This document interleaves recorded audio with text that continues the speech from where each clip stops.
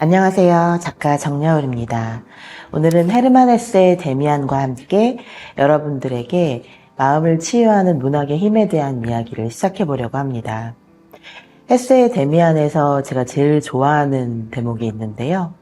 우리 안에는 또 하나의 자아가 살고 있는데 그는 모든 것을 알고 모든 것을 원하고 우리 자신보다 모든 것을 더 잘해내는 존재야 라는 말이 있습니다. 눈에 보이는 내 모습을 에고라고 한다면 눈에 보이지 않는 진짜 내 모습을 셀프라고 하거든요. 그런데 에고는 사회적 자아이기 때문에 타인에게 잘 보이고 싶어 합니다. 그래서 타인의 시선, 다른 사람의 인정, 그리고 대세나 유행 이런 것들을 따라가고 싶어 해요. 그런데 셀프는 나도 모르게 내가 갖고 있는 또 하나의 자기의 모습인데 사실은 내면의 자기라고도 하고 또 우리가 평소에는 잘 말할 수 없지만 우리의 진심 있잖아요. 속내라고도 하고 속마음이라고 하는데 셀프의 마음이 사실은 훨씬 더 중요한데 현실 속에서는 우리가 에고를 더 많이 보여주고 살고 있습니다. 주인공 싱클레어는 이 사회적 자아가 발달하는 과정 속에서 다른 사람에게 잘 보이기 위해서 에고를 선택하고 셀프를 포기하는 순간이 있었어요. 그게 바로 크로머라는 아이에게 괴롭힘을 당할 때였거든요. 그래서 에고가 발달할 때는 어떻게 되냐면 셀프가 점점 작아지면서 타인의 시선이 내가 진정으로 생각하는 나 자신보다 더 중요하다고 착각할 때가 있습니다. 그런데 그런 상황이 계속되다 보면 사회적 자아를 중시하다 보면 내면의 자기, 진짜 나의 모습을 잃어버릴 위험이 생겨요.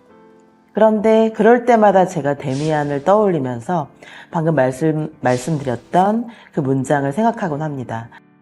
제가 데미안에 대한 강의를 할 때마다 많은 분들이 질문하시는 것이 있는데 실제 세상에서는 이렇게 문학작품 속의 데미안처럼 멋진 사람을 찾기가 너무 어렵다는 거예요. 그래서 우리의 마음을 꿰뚫어보고 우리가 가장 힘들어하는 부분을 알아봐주고 공감해주고 이해해주고 존중해주는 그런 사람을 찾기가 너무 어렵다고 말씀하시는 분들이 많은데 그런데 어릴 때는 저도 그렇게 생각했거든요.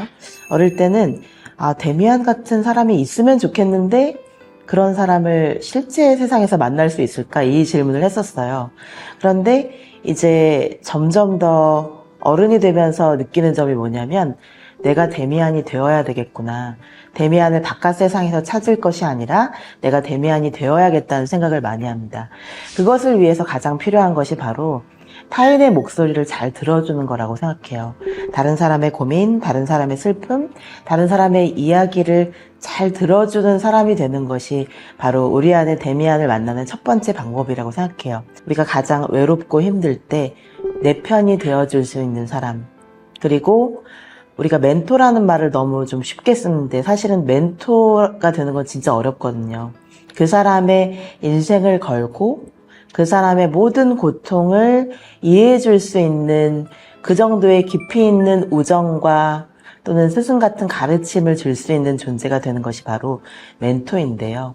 데미안은 싱클레어의 멘토가 됨으로써 싱클레어의 인생을 변화시켜줍니다. 그런 존재가 바로 멘토라고 할 수 있죠. 제가 데미안 프로젝트라는 책을 쓰면서 제일 많이 생각했던 단어가 개성화라는 단어거든요. 개성화는 뭐냐면 사회화에 반대되는 거예요. 그래서 사회화는 다른 사람의 시선에 너무 신경 쓰는 삶을 말하죠. 그래서 타인의 인정, 타인의 어떤 인기나 다른 사람에게 막 잘 보이고 싶은 마음 있잖아요. 그걸 에고라고 하는데 그 에고의 뜻에 따라 점점 가버리면 우리가 지나치게 과잉 사회화 된다고 해요. 사회화도 물론 중요하지만 사회화를 너무 집착하다 보면 과잉 사회화, 에고 인플레이션이라고 하는 현상이 생겨요. 그건 뭐냐면 다른 사람의 시선을 너무 신경 쓰다가 진짜 내 인생의 주인공이 되지 못하는 거거든요. 그래서 가장 중요한 것은 에고보다는 셀프인데 이 에고와 셀프가 하나가 될 수 있을 정도로 셀프가 강인하고 지혜로워져야 한다고 생각해요. 저에게 그런 생각을 하게 만들어준 사람이 바로 헤르만 헤세와 또 심리학자 융이거든요. 그 두 사람의 공통적인 지적이 뭐냐면 타인이 인정하는 나보다 내가 지키고 싶은 나 자신의 삶을 살아가는 것이 훨씬 중요하다는 거예요. 사회적 자아의 가면을 벗고 진짜 꾸밈없는 나 자신의 셀프와 만나는 것이 가장 중요한데, 그런 깨달음을 주는 작품이 바로 헤르만 헤세의 데미안입니다. 데미안의 첫 문장은 이렇게 시작되는데요.